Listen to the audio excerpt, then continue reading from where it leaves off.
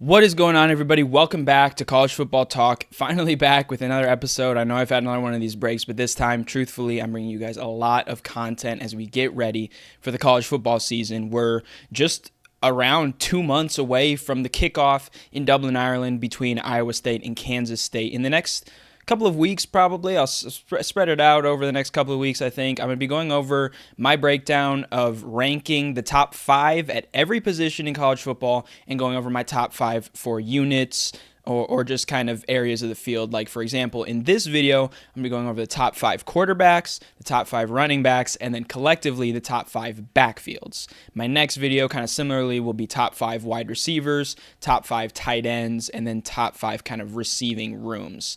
But again, in this video, going over backfields, quarterbacks, and running backs. But before I get into it and give you my rankings, if you go on to enjoy this video, please feel free to leave a like, consider subscribing to the channel, and turn on those post notifications so you're always up to date whenever I upload. But let's get into these quarterbacks. I'm going to start out with an honorable mention, and I'm going to talk about one that's, maybe a little bit surprising. This guy, a lot of people already have up there as one of the top 5 quarterbacks in college football. That's Arch Manning at Texas. I have him as an honorable mention because I don't want to be left on the outside looking in, because I think he is going to be a really good quarterback. But right now, he's unproven. He's taken the keys from Quinn Ewers last year, so this is going to be huge for Arch Manning. Obviously, he has that huge early test in Columbus, and if he shows what he can do there, I will very quickly move him up these ranks here. Coming in at number 5, I was also split on this one. Another honorable mention, I think, would be DJ Lagway at Florida. I think he's right there with the guy who I do have here, South Carolina's LaNorris Sellers. I think Sellers he was able to stay healthy a little bit better last year. He also was a little bit more of a dual threat. He ran for almost 700 yards last year and did really well for the Gamecocks, and was also, in terms of wins, slightly more successful than DJ was at Florida. Coming in at number 4, this is one I easily could have had outside the top 5, or I could have had up as high as maybe number 2. That's Carson Beck at Miami. Now, Beck had a really good season at Georgia. I think that gets lost in the season that he had last year. He had a really good one 2 years ago. But obviously, he kind of had a little bit of a fall off last year. And so I think, I myself am split between whether he's going to be the quarterback that we saw 2 years ago, or if he's going to be the one that we saw last year. Obviously, if he's the one we saw 2 years ago, he can lead Miami, I think, into the college football playoff and potentially make a run in the playoff as well. He has some really good numbers and some good abilities, but he had some struggles last year. Coming in at number 3, Penn State's Drew Aller. He kind of silenced some of the doubters. He's still going to need to win that big regular season game, but he did really well to get Penn State to the college football playoff semifinals. Tough loss against a really good Notre Dame team that was playing really good football at the time. And that semifinal, I think, could very easily be a preview of a matchup that we could get in this year's upcoming college football playoff. So Drew Aller kind of put to bed a little bit some of the drawbacks, the questions about his play. Coming in at number 2, I have Clemson's Cade Klubnik. He put together some really good numbers. I'll pop those up on the screen right here for the Tigers last year. And that brings me quickly then into my number 1. It's going to be a really good matchup in week 1, LSU against Clemson, the Battle of the Tigers. That's LSU's Garrett Nussmeier. Nussmeier just has some kind of better overall numbers. I think if we're talking about who's the better quarterback, I think Nussmeier does just beat out Klubnik, although I do think Klubnik probably has the better team surrounding him. But ranking the quarterbacks, again, my top 5, this time going from 1st to 5th.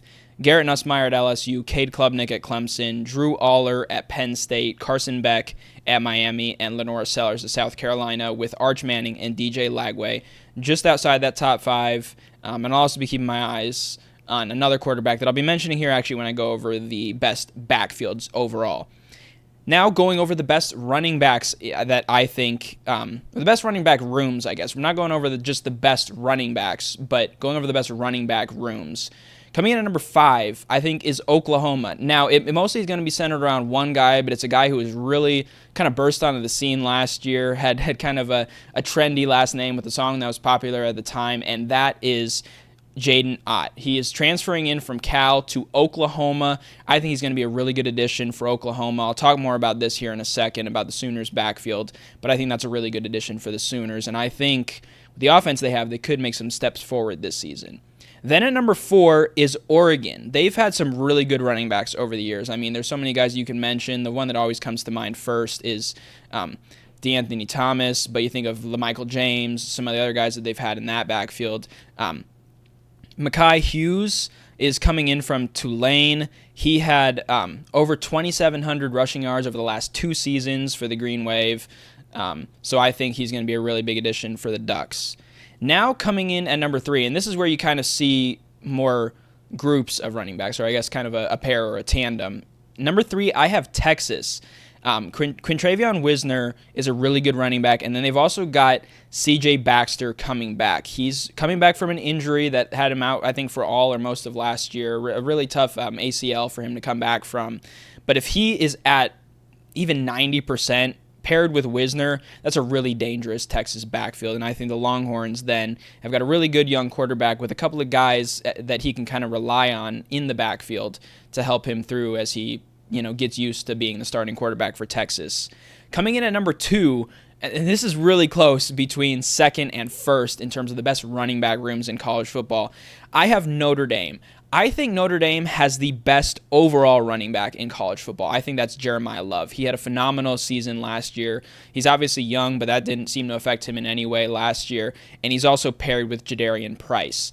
This is one of the top running back rooms in the country, and really it probably would if it wasn't for the next team that I have on here. But Fighting Irish fans, I think you've got a really good backfield again this year. It proved it last year, and I think it could also be huge as the Irish are kind of looking for who's going to be the starting quarterback. I think having these 2 reliable weapons in the backfield is going to be huge. It kind of can give, whether it's CJ Carr or somebody else starting at quarterback, and give him an opportunity, kind of like Arch Manning at Texas, to kind of ease into that starting role. Coming in at number 1 then, and again, I was torn on this, but I think it's Penn State. I think the combination of Nick Singleton and Katron Allen together slightly outweighs what Notre Dame has. Both running backs were 1,000-yard rushers. Both are in Penn State's, I think, maybe top 10 all-time for rushing yards. So that is a really good pairing, and I think it's the best in college football. So before I go over this, the best quarterback, I think, is at LSU, and then Clemson, Cade Klubnik, and then Penn State, top 3. Penn State has the best running back room, I think, in America. Notre Dame is second, and Texas third. So coming around to bring kind of these both together with what I wanted to do with this video, what do I think are the top 5 backfields in America? This includes just quarterbacks and running backs. Honestly, probably would have been good to factor in fullbacks, but we don't see a lot of fullbacks in college football anymore. So kind of really mostly going over who has the best unit of quarterbacks and running backs. Coming in at number 5 is LSU. I think when you have the top quarterback, that outweighs even if you have a little bit of a quote-unquote weaker running room, and I think that's really more down to the Tigers passing the ball more than they run it. But Caden Durham at running back is also no slouch. He's not somebody to overlook for the Tigers.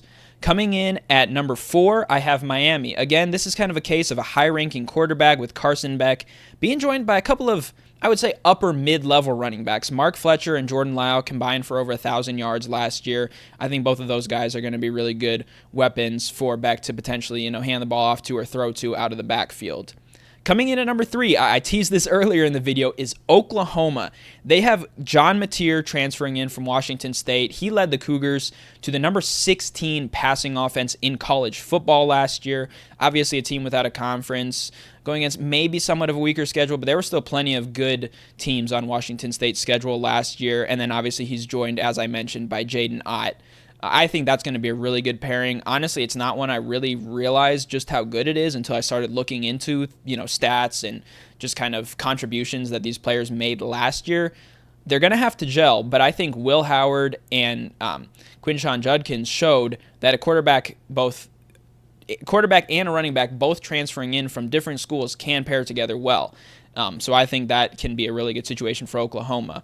Coming in at number 2 then is Texas. Obviously, mentioned the guys that they have, Arch Manning at quarterback, Quintravion Wisner, and C.J. Baxter. I think that's a really good trio in the backfield. But let's be real here, no backfield in the country really comes close unless Arch Manning really excels at the level that a lot of people are hyping him up to.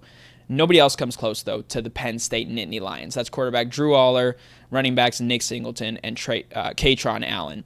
I think this is just the best, one of the best backfields I think that we've seen in college football in a few years. I mean, you've got 2,000-yard running backs. You've got a good quarterback who throws for a good amount of yards and is efficient, doesn't throw a lot of picks, throws a good amount of touchdowns, and can rely on these guys. And it's kind of the case of like, if Drew Aller is struggling in a game, you can kind of rely on the running game. If the running game is struggling, Drew Aller can do enough in the passing game to lead the Nittany Lions to wins. So that is the best backfield in America. A couple of other honorable mentions. Washington, actually, they have two guys who are kind of like top 20 at their position nationally. That's Demond Williams at quarterback, and then Jonah Coleman is also a really solid running back. And then Kansas State, I almost could make a case, if it wasn't for the quarterback play at LSU and Miami, for them to be in this top 5 best backfields as well. They've got Avery Johnson at quarterback. He's a really good quarterback, good dual threat guy. And then also Dylan Edwards at running back, who transferred in from Colorado before last year and kind of carried on what he was doing out in Boulder in Manhattan last year. So that's kind of my rundown of what I think are the top 5 backfields, and then obviously at each of those quarterback and running back units. But let me know in the comments below who you think has the best backfield, or maybe who are some others that maybe I should have had in my top 5, maybe some under the radar teams that have really good backfields. But that is all for this episode of College Football Talk. Stay tuned in my next video for a look at the top receiving corps in the country. But that is all for this episode of College Football Talk. Don't forget to like, comment on this video, and subscribe, and stay tuned for the next video. That's all. I'm Peter Burnett signing out. Peace.